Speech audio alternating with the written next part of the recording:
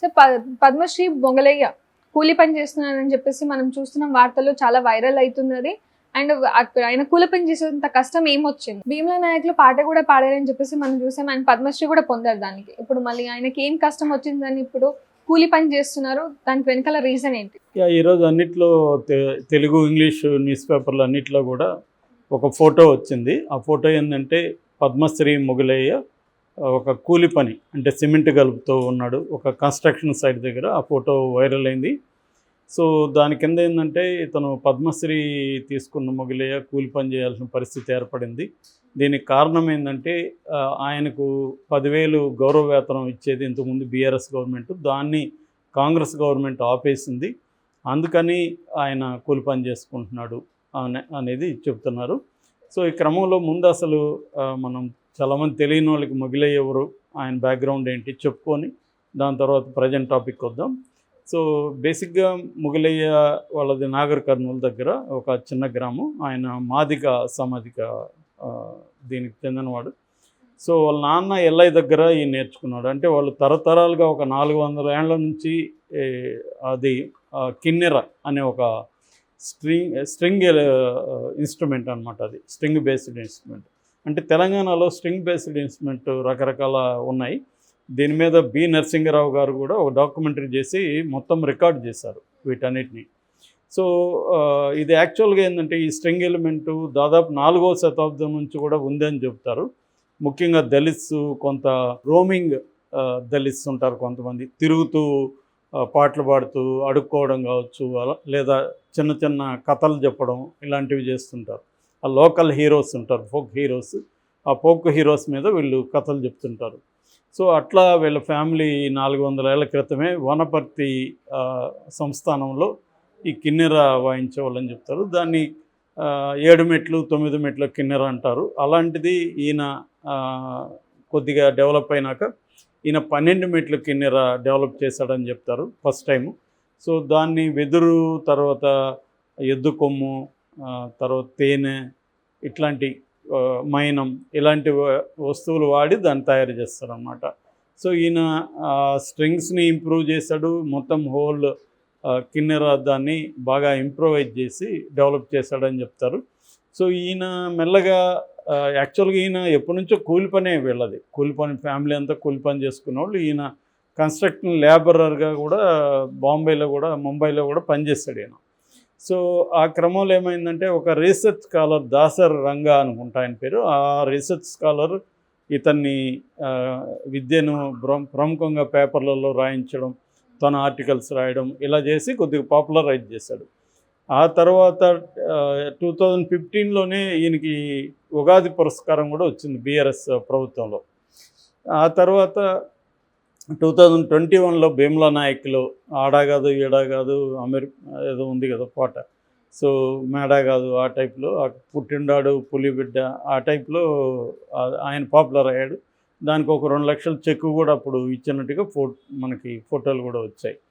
So అలాగా Bheemla నాయక్తో popular అయ్యాడు. తర్వాత 2022లో ఆయనకు పద్మశ్రీ అవార్డు లభించింది. దాని తర్వాత 2023 తర్వాత ఇక్కడ కేసీఆర్ ఆయన్ని సన్మానించి ₹1 కోటి డబ్బు ప్లస్ హయత్ నగర్ దగ్గర ఒక 600 గజాల ఇంటి జాగా, ఈ 2 ఆయనకి ఇచ్చారు.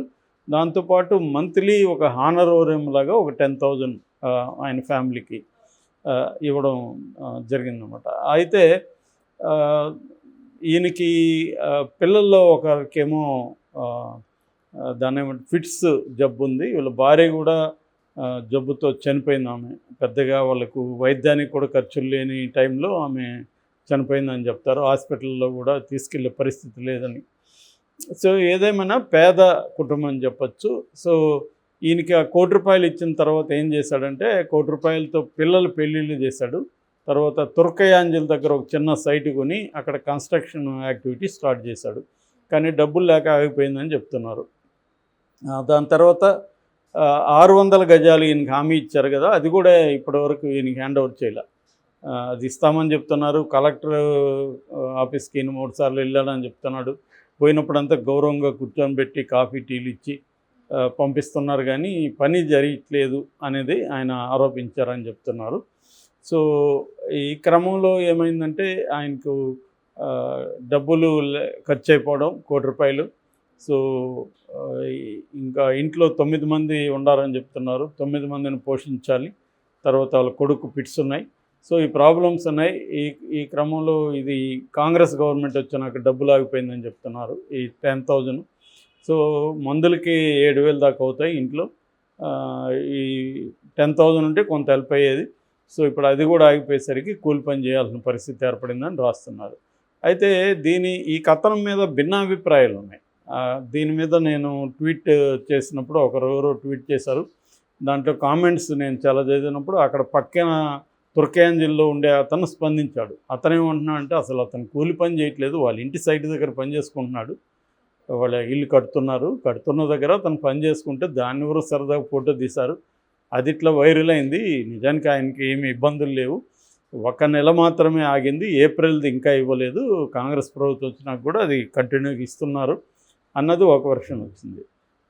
ఇంకొక కొంతమంది ఏంటంటే ప్రైవేటు వ్యక్తులు ఆయన నెంబర్ ఇవ్వండి, మేము ఆయనకి డొనేషన్ ఇస్తాము అని కూడా చాలామంది ముందుకు వస్తున్నారు. అంటే గవర్నమెంట్ ఇకపోతే ఏముంది, మనం ఇవ్వచ్చు కదా, ఒక క్రౌడ్ ఫండింగ్ స్టార్ట్ చేద్దాం, మనం హెల్ప్ చేద్దామని కూడా కొంతమంది ముందుకు వస్తున్నారు. అయితే ఇంకొంతమంది ఏం లాజిక్ తీస్తున్నారంటే ఆయనకి గవర్నమెంట్ ₹1,00,00,000 ఇచ్చింది. ఇచ్చినప్పుడు ఆయన గమ్ముని బ్యాంకులు వేసుకున్న 70,000 వచ్చేది కదా నెలకి. దాన్ని పెళ్ళిళ్ళకి ఎందుకు అంత ఖర్చు పెట్టాలి? బ్యాంకులు వేసుకుంటే ఆ 70,000 వస్తే సింపుల్గా పెళ్లి చేసుకోవచ్చు. సో పెళ్ళిళ్ళకి ఖర్చు పెట్టానని ఎవరైనా ₹1,00,00,000 ఆ స్థాయి వ్యక్తులు ఖర్చు పెడతారా? సైట్ ఏదో కొన్నాడు, సరే సైట్ ఎంత అయింది? సైట్ ఒక 50,00,000 పోయిన 50,00,000 పెళ్ళికి ఖర్చు పెట్టి ఉంటాడు కదా. మరి అంత ఖర్చు పెట్టాడా? ఎందుకు పెట్టాడు? సో మిస్మేనేజ్మెంట్ వల్ల ఆయన ఇలా అయ్యాడు తప్ప దానికి గవర్నమెంట్ని ఎందుకు నిందించాలి అని ఇంకొంతమంది మాట్లాడుతున్నారు. సో ఇందులో చూస్తే ఖచ్చితంగా ఆయన ఒక గొప్ప కళాకారుడు, నో డౌటు. పైగా దళిత కుటుంబం నుంచి వచ్చిన కళాకారుడికి గవర్నమెంట్ ఆ మాత్రం హెల్ప్ చేయడం తప్పేం లేదు. ఎందుకంటే అప్పట్లో కేసీఆర్ చాలామందికి ఇచ్చాడు. ఫర్ ఎగ్జాంపుల్ సోనియా మిర్జాకి కూడా ₹1,00,00,000 ఇచ్చాడు. నిజానికి ఆమెకి ఏం డబ్బులు అవసరం లేదు, ఆల్రెడీ ఆమెకు బాగానే ఉంది. అలా ఉన్న వాళ్ళకు కూడా చాలామందికి ఆయన ధారాళంగా ఇచ్చేవాడు.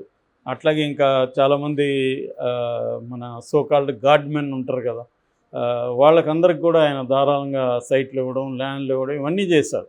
కాబట్టి ఒక దళిత కళాకారుడైన మొగిలైకు ₹1,00,00,000 ఇచ్చి ఒక 600 గజాలు ఇవ్వడం, అది కూడా పద్మశ్రీ అవార్డు ఇది కాబట్టి దాంట్లో అసలు ఏ రకమైన తప్పు కానీ ఏమీ లేదు. ఆ గవర్నమెంట్ ఆ రకంగా ఇవ్వడం అనేది మంచిదే, టు ఎంకరేజ్.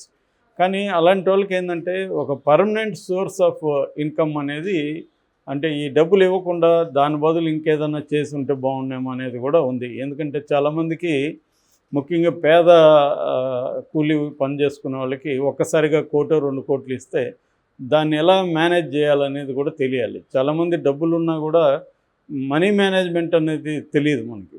సో తెలియనప్పుడు ఏం చేస్తామంటే దాన్ని ఖర్చు పెట్టి, చాలామంది నేను ఫర్ ఎగ్జాంపుల్ ఆఫ్రికాలో పనిచేసే కొద్ది రోజులు చూశాను. అక్కడ ఏంటంటే రోజుకి మీరు ₹1,00,000 ఒక వ్యక్తికి ఇచ్చిన మార్నింగ్ లోపల ఖర్చు పెట్టేస్తారు. సో వాళ్ళకి ఏంటంటే ఎంత డబ్బులైనా సేవింగ్ కల్చర్ అనేది లేదు. డబ్బులు ఉంటే ₹1,000 ఉంటే ₹1,000 వరకే బతుకుతారు. సో ₹1,00,000 అంటే ₹1,00,000కి వెళ్ళిపోతారు. సో ఆ నేచర్ కొంతమందికి ఉంటుంది. అది ఆ మిస్మేనేజ్మెంట్ ఎంతో కొంత ఈయన లైఫ్లో జరిగినట్టుగా కూడా కనిపిస్తుంది. అయితే మరి గవర్నమెంట్ 10,000 ఇచ్చింది ఆపిందా నిజంగానే, లేకపోతే దీన్ని బీఆర్ఎస్ వాళ్ళు ప్రచారం చేస్తున్నారా అనేది కూడా చూడాలి. అయితే గవర్నమెంట్ ఇప్పుడు స్పందించే అవకాశం ఉంది ఇది, ఎందుకంటే వైడ్గా స్ప్రెడ్ అయింది కాబట్టి. సో ఏదేమైనా ఇది నిజమా కాదా అనేది తేలాలి. ఫస్ట్ ఆయన కూలి పని 73 ఏళ్ల వయసులో ఆయన ఏం కూలి పని చేస్తాడో, ఆయనకి ఎవరు ఇస్తారు కూలి పని? సో అందువల్ల ఆయన పైగా తుర్కయాంజిల్లోనే పనిచేస్తున్నాడు అంటున్నాడు. తుర్కయాంజిల్లో ఆల్రెడీ ఆయన సైట్ కన్స్ట్రక్షన్లో ఉందని చెప్తున్నారు. మేబీ ఆయన సైట్ దగ్గర సరదాగా పనిచేశాడా, నిజంగానే కూలి పని చేస్తున్నాడా, ఇవన్నీ తెలుసుకొని అక్కడ లోకల్ కలెక్టర్ కానీ వాళ్ళు ఆయనకి 10,000 అనేది పెద్ద విషయం కాదు కాబట్టి, ఆల్రెడీ వస్తుంది కాబట్టి ఆయనకి ఇవ్వడం సముచితమే. మామూలుగా కూడా పెన్షన్ కూడా వస్తుంది వాళ్ళకి, ఆ ఏజ్ వాళ్ళకి, దళితులకి.